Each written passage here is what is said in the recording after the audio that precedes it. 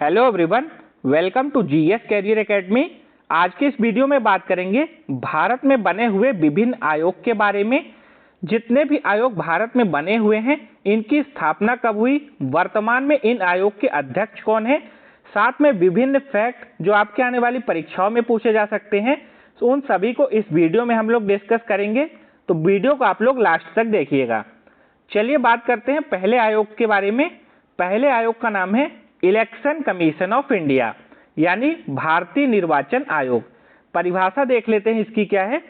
भारत का चुनाव आयोग देश में चुनाव कराने और विनियमित करने के लिए भारत के संविधान द्वारा स्थापित एक संवैधानिक निकाय है, यानी कॉन्स्टिट्यूशनल बॉडी है इलेक्शन कमीशन ऑफ इंडिया। जो भारत में कई तरह के चुनाव होते हैं, जैसे विधानसभा का चुनाव, लोकसभा का चुनाव, इन सब का आयोजन कौन करवाता है? Election commission of India.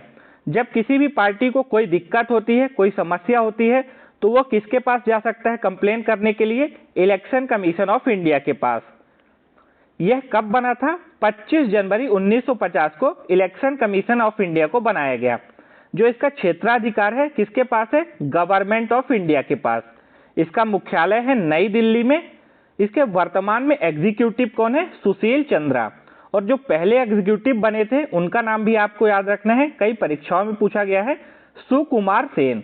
Executive यहाँ पे हमने लिखा है, कई जगह आपको देखने को मिलेगा chief election commissioner. Chief election commissioner को ही एग्जीक्यूटिव भी बोलते हैं। और वर्तमान में चीफ इलेक्शन कमिश्नर कौन है? सुशील चंद्रा। तो इतनी बातें आपको इलेक्शन कमीशन ऑफ इंडिया से याद रखनी है। अच्छा, एक चीज और याद रखिएगा, जो इलेक्शन कमीशन ऑफ इंडिया के चीफ इलेक्शन कमिश्नर होते हैं, इनका अपॉइंटमेंट कौन करता है? तो इनका अपॉइंटमेंट किया जाता है राष्ट्रपति के द्वारा, यानी प्रेसिडेंट के द्वारा इनका अपॉइंटमेंट होता है। अगला आयोग है नीति आयोग। यह भी इंपॉर्टेंट है आने वाली परीक्षाओं के लिए। इसको कब बनाया गया था? 1 जनवरी 2015 को योजना आयोग को भंग करके इसके स्थान पर नीति आयोग का गठन किया गया। तो पहले भारत में क्या चलता था? योजना आयोग। लेकिन जब मोदी गवर्नमेंट आई तो उसने 1 जनवरी 2015 को योजना आयोग को हटा दिया और उसके स्थान पर किसको ले आए? नीति आयोग को। इसका ज्यूरिसडिक्शन किसके पास है? इसका भी गवर्नमेंट ऑफ इंडिया के पास क्षेत्राधिकार है। नीति आयोग का मुख्यालय कहां पर है? नई दिल्ली में। इसके अध्यक्ष कौन है? प्रधानमंत्री नरेंद्र मोदी। उपाध्यक्ष कौन है? राजीव कुमार। और सीईओ कौन है वर्तमान में नीति आयोग के? अमिताभ कांत। नीति का फुल फॉर्म भी आप लोग याद रखिएगा, कई एग्जाम में भी पूछा गया है। National institution for transforming India, ये होता है नीति का फुल फॉर्म। भारत के विकास के लिए जो विभिन्न प्रकार की योजनाएं बनाई जाती हैं, वह किसके द्वारा बनाई जाती हैं? नीति आयोग के द्वारा। तो इतनी बातें आपको नीति आयोग से भी याद रखनी है। नीति आयोग का उद्देश्य क्या है? भारत की राज्य सरकारों द्वारा आर्थिक नीति निर्माण प्रक्रिया में भागीदारी और भागीदारी को बढ़ावा देना। तो भारत में जो राज्य हैं उनके नीति निर्माण के लिए कौन जिम्मेदार होता है? नीति आयोग। अगला आयोग है national human right commission of India, यानी NHRC, राष्ट्रीय मानवाधिकार आयोग। राष्ट्रीय मानवाधिकार आयोग का गठन 12 अक्टूबर 1993 को मानवाधिकार अधिनियम 1993 के तहत किया गया।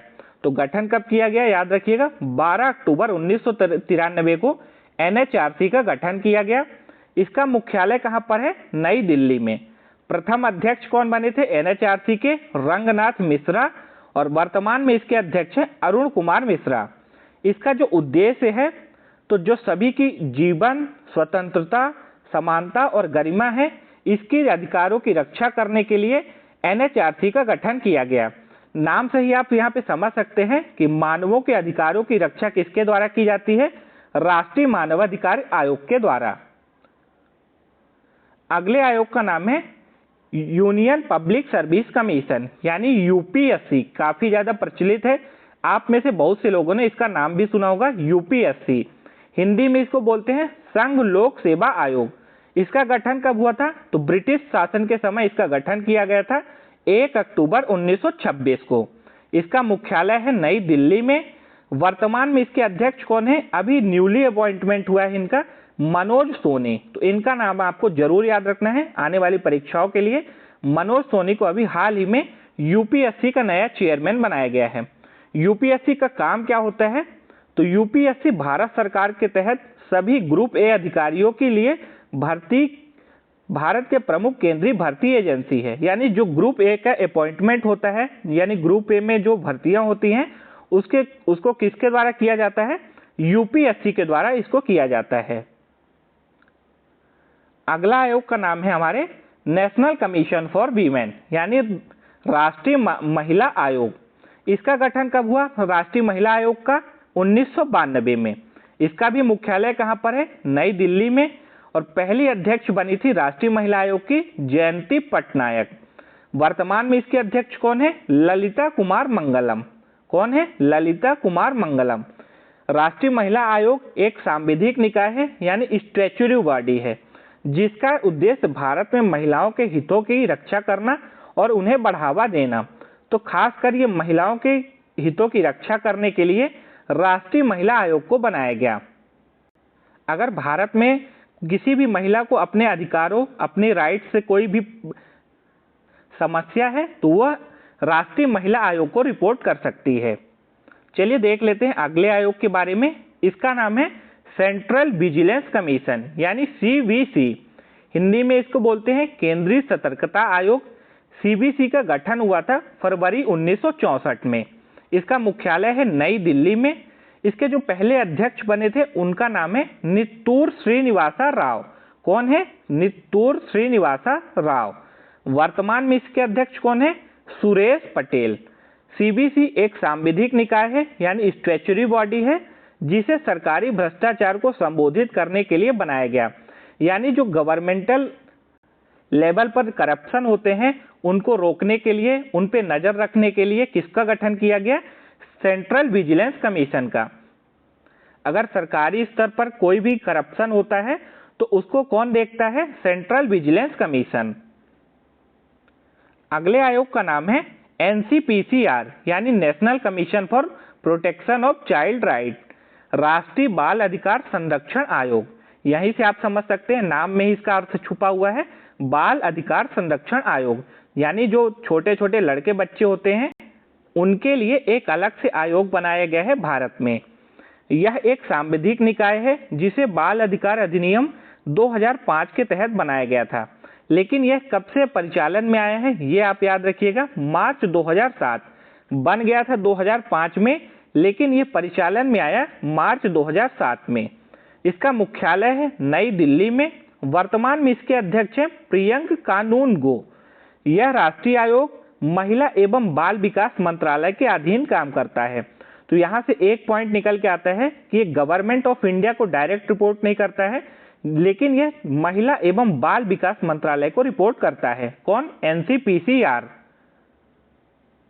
अगला आयोग है हमारा national commission for scheduled cast, यानी एनसीएससी, अनुसूचित जाति के लिए राष्ट्रीय आयोग। इसका गठन कब हुआ था? तो इस आयोग का गठन 1978 में भारतीय संसद के द्वारा किया गया। इसका मुख्यालय है नई दिल्ली में। इसके वर्तमान में अध्यक्ष कौन है? अरुण हलदार। और उपाध्यक्ष है Anju Bala. National commission for scheduled caste, इसका जिक्र हमारे संविधान में भी है। संविधान के आर्टिकल 341A में इसका जिक्र है कि भारत में एक national commission for scheduled cast को बनाया जाएगा।